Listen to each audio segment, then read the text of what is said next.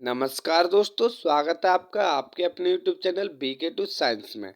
आज हम आपके लिए लेकर आए हैं क्लास 10th का चैप्टर नंबर 8 जो कि है हाउ डू ऑर्गेनिज्म रिप्रोड्यूस। तो हम इसका चैप्टर नंबर पार्ट नंबर 1 पहले ही कवर कर चुके हैं। आज की इस वीडियो में हम इसी चैप्टर का पार्ट नंबर 2 कवर करेंगे, जिसमें कि हम बात करेंगे सेक्सुअल रिप्रोडक्शन। ठीक है, इसी सेक्सुअल रिप्रोडक्शन के ऊपर पूरा आज का वीडियो रहेगा। ठीक है, कितने प्रकार का होता है, किस प्रकार के ऑर्गेनिज्म में देखने को मिलता है सेक्सुअल रिप्रोडक्शन, यही एकदम डिटेल में बात करने वाले हैं। इससे पहले के वीडियो में है, इसके फर्स्ट में हमने असेक्सुअल रिप्रोडक्शन के बारे में पूरा डिटेल में समझाया हुआ है। तो बने रहिए हमारे चैनल पे। चलिए एक्सप्लेन करते हैं। देखिए, सेक्सुअल रिप्रोडक्शन यानी कि वह रिप्रोडक्शन जो सेक्स प्रक्रिया के द्वारा पूर्ण होता है, यानी कि जिसमें दो ऑर्गेनिज्म के मिलने से ही यह रिप्रोडक्शन पूरा होता है। ठीक है, when reproduction take place as a result fission between two gamete, यानी कि व्हेन रिप्रोडक्शन टेक प्लेस, जब रिप्रोडक्शन होता है a result of fusion between two gamete, जब दो गैमेट्स के बीच में फ्यूजन होता हो, वन फ्रॉम ईच पेरेंट, जो कि अलग अलग दोनों पेरेंट से एक एक होता हो, जैसे एक मेल पेरेंट से एक फीमेल पेरेंट से, it is called sexual reproduction, और इसी को हम कहते हैं सेक्सुअल रिप्रोडक्शन। नेक्स्ट है बच्चों, the process of fusion between two gamete called fertilisation. बच्चों, और जो दो गैमेटों के बीच में फ्यूजन होता है, उसका वो जो प्रोसेस होता है वो फर्टिलाइजेशन कहलाता है। या कि फिर हम कह सकते हैं fertilisation is the process of between two gamete, यानी कि दो गैमेटों के बीच का जो प्रोसेस होता है उसे हम फर्टिलाइजेशन कहते हैं। नेक्स्ट है दोस्तों, the formation of gamete involve exchange of chromosomal genetic, यानी कि जो फॉर्मेशन होता है गैमेट्स का वो क्रोमोसोमल जेनेटिक्स के चेंज से होता है। ठीक है, recombination which lead to variation, और रिकम्बिनेशन के ही कारण क्या होता है, उसमें वेरिएशन आते हैं, यानी कि चेंजेस आते हैं, बदलाव आते हैं। Next, sexual reproduction in plant. सबसे पहले बात करेंगे कि जो हमारे प्लांट यानी कि पेड़ पौधे हैं, उनके अंदर सेक्सुअल रिप्रोडक्शन किस प्रकार से होता है। तो देखिए दोस्तों, it occur mostly in flowering plant. ये ज़्यादातर सेक्सुअल रिप्रोडक्शन हमें उन पेड़ पौधों में देखने को मिलता है जिन पर फूल लगते हैं।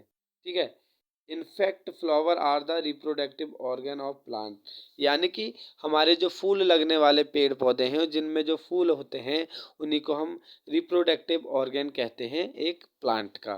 ठीक है, यानी कि जो फ्लावर हैं, फूल जो हैं, वो हमारे प्लांट के रिप्रोडक्टिव ऑर्गन होते हैं। अब समझ लेते हैं कि जो फ्लावर हैं उनमें रिप्रोडक्शन कैसे होता है और कितने प्रकार का होता है। सबसे पहले बात करेंगे फ्लावर्स की। तो फ्लावर में दो प्रकार का रिप्रोडक्शन होता है, एक बाइसेक्सुअल और एक यूनिसेक्सुअल।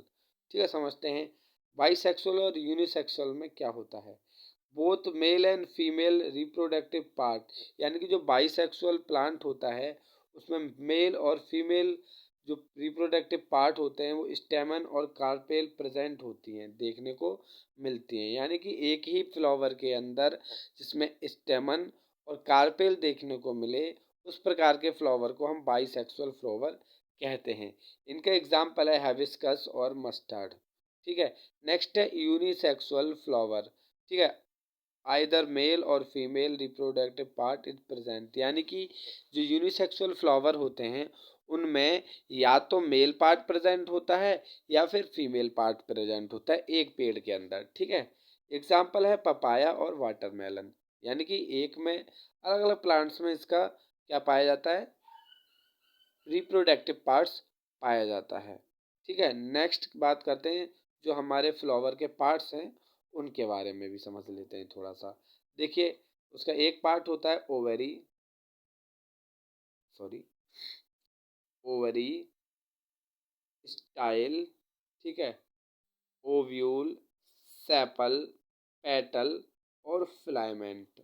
देखिए, ओवरी स्टाइल का जो स्ट्रक्चर कंप्लीट स्ट्रक्चर होता है, जिसे हम इसी को हम पिस्टिल कहते हैं या फिर फीमेल रिप्रोडक्टिव ऑर्गन कहते हैं। ओव्यूल जो होते हैं वो ओवरी के अंदर देखने को मिलते हैं, जिन्हें हम एग या ओवा कहते हैं, जैसे हमारे ह्यूमन फीमेल में होते हैं। सेपल जो है जो हमारा मेन काम है इनका, जिसपे पूरा फ्लावर अटैच होता है, उन्हें सेपल कहते हैं। पेटल बच्चों जो ब्राइटेस्ट पार्ट होता है किसी भी फ्लावर का, सबसे चमकीला पार्ट होता है, वो हमारे क्या कहलाते हैं, पेटल्स कहलाते हैं। अब बात करते हैं फिलामेंट, और इसे कहते हैं एंथर। फिलामेंट और एंथर का पूरा स्ट्रक्चर स्टेमन कहा जाता है। क्या कहा जाता है, स्टेमन। यानी कि जो फ्लावर है उसमें जो फीमेल पार्ट होता है वो पिस्टिल होती है, और जो मेल पार्ट होता है वो स्टेमन होता है। नेक्स्ट है, a typical flower consist of 4 main role, namely calyx. यानी कि एक टिपिकल नॉर्मली फ्लावर में 4 चीज़ें मेन देखने को मिलती हैं। पहला कैलिक्स, सेपल जिसे हम कहते हैं कैलिक्स को, कोरोला जिसे हम पेटल कहते हैं, एंड्रोसियम जिसे हम स्टेमन कहते हैं, गाइनोसियम जिसे हम कार्पेल कहते हैं। ये एक सभी नॉर्मल फ्लावरों में ये चीज़ें देखने को मिलती हैं। ठीक है। नेक्स्ट बात कर देंगे reproductive part of a flower, यानी कि फ्लावर के रिप्रोडक्टिव पार्ट कौन से होते हैं। पहला होता है स्टेमन, दूसरा होता है कार्पेल। स्टेमन यानी कि मेल पार्ट होता है, और कार्पेल हमारी फीमेल पार्ट होती है एक फ्लावर की। ठीक है। उसमें स्टेमन में एक पार्ट फ्लाइमेंट होता है, दूसरा पार्ट एंथर होता है। ठीक है। और स्टाइल में एक पार्ट स्टाइल होता है, एक स्टिग्मा और दूसरा ओवरी। ठीक है। ये 3 पार्ट होते हैं।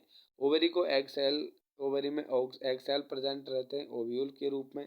ठीक है। और इसमें पोलन ग्रेन प्रेजेंट रहता है एंथर के अंदर। ठीक है, जो कि मेल गैमेट होता है, और जो ओव्यूल होता है वो फीमेल गैमेट होता है एक फ्लावर प्लांट के अंदर। ठीक है। Pollen grain of a flower transfer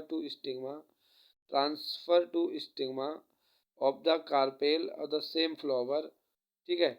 यानी कि पोलन ग्रेन का एक स्टिग्मा से, सॉरी पोलन ग्रेन एंथर से पोलन ग्रेन का स्टिग्मा तक ट्रांसफर होने का प्रोसेस पॉलिनेशन कहलाता है। उसे हम सेल्फ पॉलिनेशन कहते हैं अगर सेम प्लांट में हो रहा है तो। और the carpel of the another flower cross pollination, यानी कि किसी एंथर से उसका पोलन ग्रेन है जो स्टिग्मा पे ट्रांसफर हो रहा है सेम प्लांट के दूसरे फ्लावर से, उसे हम क्रॉस पॉलिनेशन कहते हैं। आशा करता हूँ दोस्तों आपको बिल्कुल क्लियर समझ में आया होगा। This transfer of pollen is achieve by agent like bind water animal, यानी कि जो पोलन का ट्रांसफर है वो कई प्रकार के एजेंट के द्वारा होता है, जैसे हवा के द्वारा भी ट्रांसफर हो सकता है, वाटर के द्वारा और एनिमल के द्वारा भी। आशा करता हूँ दोस्तों आपको एकदम क्लियर, एकदम साफ साफ समझ में आ रहा होगा कि हम क्या समझाना चाह रहे हैं। After pollination pollen grain reach the egg cell. देखिए जब पॉलिनेशन प्रक्रिया पूरी हो जाती है तो जो हमारा पोलन ग्रेन है वो एग सेल तक पहुंचता है in the form of pollen tube. किसके द्वारा, पोलन ट्यूब के द्वारा, ट्यूब से होते हुए। नेक्स्ट बात करते हैं दोस्तों, अब आता है फर्टिलाइजेशन, यानी कि हमारे पहले क्या हुआ, पॉलिनेशन हुआ, transfer of pollen grain from anther to the stigma, वो पॉलिनेशन हुआ। पॉलिनेशन 2 प्रकार का होता है, एक क्रॉस पॉलिनेशन, एक सेल्फ पॉलिनेशन। ठीक है। उसके बाद पॉलिनेशन प्रक्रिया पूरी होने के बाद जब हमारा पोलन ग्रेन एग सेल तक पहुंच जाता है तो नेक्स्ट स्टेप होता है हमारा फर्टिलाइजेशन। कौन सा स्टेप होता है दोस्तों, फर्टिलाइजेशन। ठीक है। फर्टिलाइजेशन, इसमें क्या होता है, fusion the between pollen grain and female egg, यानी कि जो फ्यूजन होता है, ठीक है, जुड़न होता है मेल और फीमेल गैमेट में, it occurs inside the ovary, जो कि कहाँ पर होता है, ओवेरी के अंदर। ठीक है। Zygote is produce in this process. देखिए फर्टिलाइजेशन क्या है, fusion of male and female gamete, ठीक है, in the ovary is known as fertilisation, यानी कि मेल और फीमेल गैमेट का ओवेरी के अंदर फ्यूजन होना ही फर्टिलाइजेशन कहलाता है। नेक्स्ट क्या है, इस फर्टिलाइजेशन प्रोसेस क्रिया के पूरा होने के बाद एक नया सब्सटेंस फॉर्म होता है जिसे हम जाइगोट कहते हैं। ठीक है। ये स्ट्रक्चर हम पहले ही देख सकते हैं, स्टिग्मा स्टाइल ओवेरी। ये क्या है, फीमेल स्ट्रक्चर होता है हमारे फ्लावर का, कौन सा, फीमेल। ठीक है। और पोलन ग्रेन, पोलन, ठीक है, पोलन स्टिग्मा स्टाइल, ठीक है, सॉरी पोलन ग्रेन, और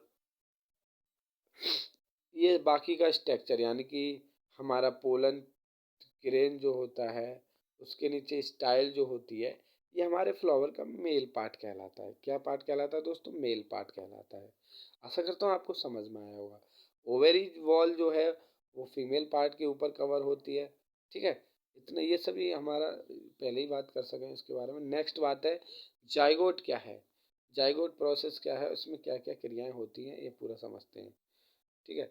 नेक्स्ट है zygote divide several times to form embryo within the ovule. ठीक है, जाइगोट कई बार डिवाइड होकर के क्या बनाता है, ओव्यूल बनाता है। The ovule develop a tough coat and cover into a seed, यानी कि ओव्यूल क्या होता है, एक टफ कोट में डेवलप हो जाता है और एक सीड कोट में कन्वर्ट हो जाता है। नेक्स्ट है ovary grow rapidly and ripen to a form a fruit, यानी कि ओवेरी लगातार ग्रो करती रहती है और जब राइपन हो जाती है तो उससे एक फ्रूट बन जाता है।